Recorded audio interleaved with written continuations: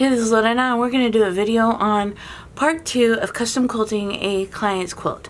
This is going to be the marking session of this video. You know, the marking of the quilt. Why I think is the most important part of the custom quilting process. Alright, let's go.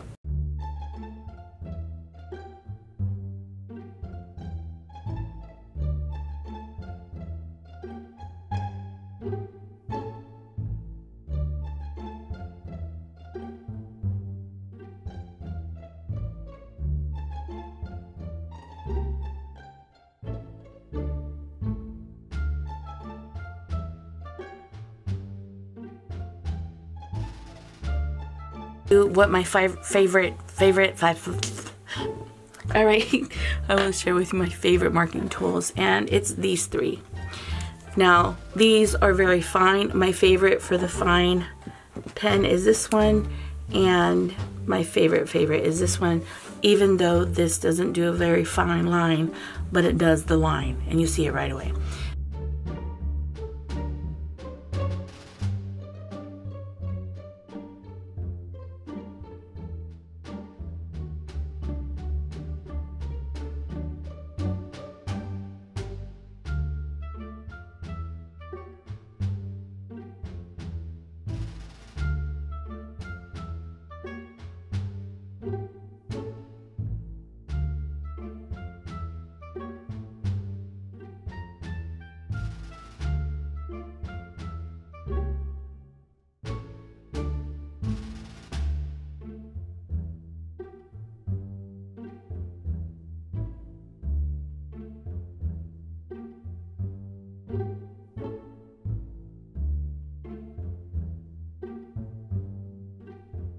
Tools that you're going to use is your marking tools like rulers, marking grids. I ended up getting this circle marking grid from Hobby Lobby, and I got it for 50% off. I have a triangle one.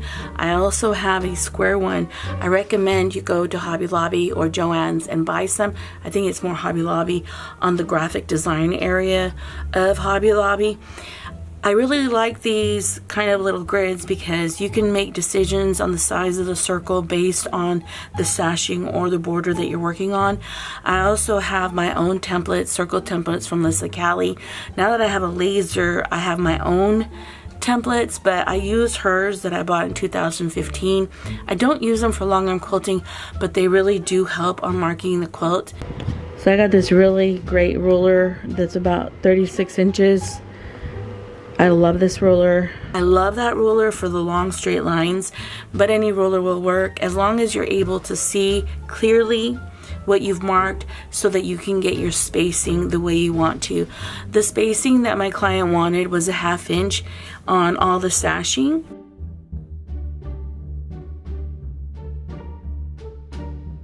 Now, I didn't talk about this before, but before you start marking your quilt, you also have to kind of go through the design process.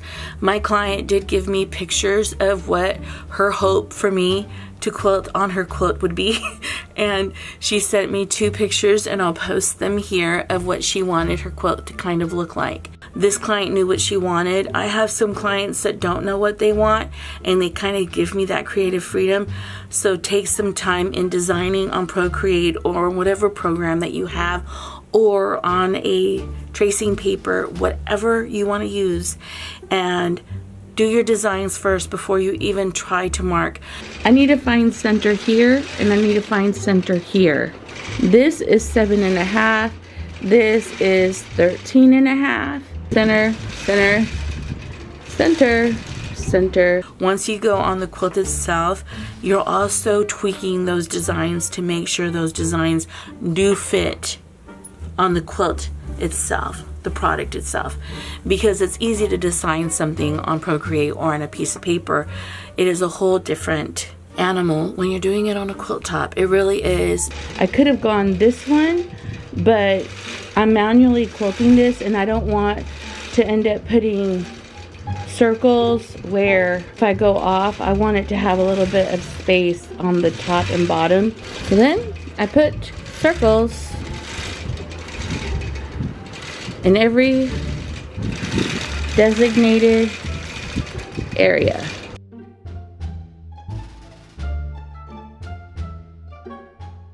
my ruler and I'm doing 1/2 inch spacing.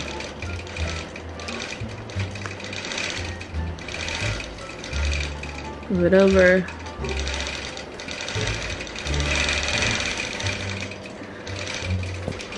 I love this marking pen. It marks quickly and fast. So what I'm doing is I'm marking my straight lines. I already marked my circles. Find simpler ways of marking your quilt. For example, I put this tape on my rulers. So here's my center mark on this side and center mark on this side. 6.75, 3.75. So that's where I put that sticky. And the center of this vertical seam is 3.75. I love these. This is how I put tape on my rulers. You could also use painter's tape. It doesn't matter, but I use these. I also put one here, so if I literally just put the ruler on the 90-degree angle here, that mark is here, that mark is here. Mark, mark. So here's the edge, and then I know that this is the center of that one. This little marking tape saved me remeasuring and remeasuring all the time because I already measured it once, marked it on the ruler itself, and I knew where to draw. Find ways to save yourself a lot of time because marking a quilt takes forever. Or it feels forever. It's not forever. I'm exaggerating, but it feels like it's forever. Marking a quilt can take you up to a full day, so keep that in mind. So I'm going to be marking this quilt. I went ahead and I ironed. I think I need to kind of like fix this, but I ironed. What I'm going to do is I'm going to measure a 1/2 inch and draw it down. I'm also going to find center on all of these and draw my circle. It really does help having a circle template so I knew what size would work. I'm also giving myself a 1/2 inch edge on the whole quilt so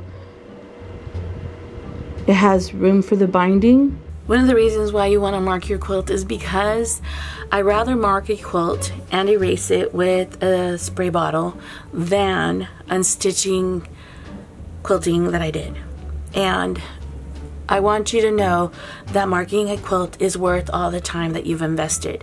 Sometimes when you mark the quilt, you can see if the design will work or not because you're already kind of putting your lines on the quilt, and those are the lines that are going to be on the quilt with thread, and it gives you kind of like an idea of what it could look like.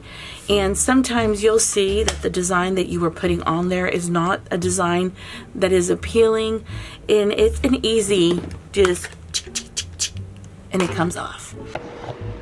I'm doing a sample quilting for myself to see how it feels to quilt this. I also have one in the vertical. I just have a piece of fabric, and then here I mark this one so I can see how it feels to custom quilt it. If not, if I can't get the circles as beautiful as I can, I may buy a circle and quilt it randomly where I need to quilt it, but that may take some time, so we'll see. You could see the wiggles, but the circle looked kind of square. Anyway, I had troubles. You could see how the circle looked off. This really did help me on how to travel throughout this quilt and be versatile enough that if things don't work, find other solutions. For example, when I practiced doing the circle, it looked like a rectangle circle, and I decided to get the computer to go ahead and plot the circles on there. All you have to do now is just follow the lines. Yeah, follow the lines. You've already done yourself a little paper template. You found out what didn't work. You found out what does work. You've already kind of like brainstormed a little bit, and now it's time to do it. I really didn't think that I could do this as beautifully as it came out, you know, drawing the line, going, but it did. It worked for me. But I also did a lot of back work. Like, I marked it already, and here I practiced and found out that I'm not very good spacer. I know there's a lot of long armers out there that don't mark their quilts, and they're wonderful. That's all they do. They do custom quilting, but I don't. And for me, marking the quilt, it's making it less stressful for me because I just follow the lines. And I also found that I end up unstitching a lot less. And I also found that I travel throughout the quilt a lot easier. And so the custom quilting part of it doesn't take as long as it did marking the quilt. I really love you and appreciate you. And I'll talk to you in the next one.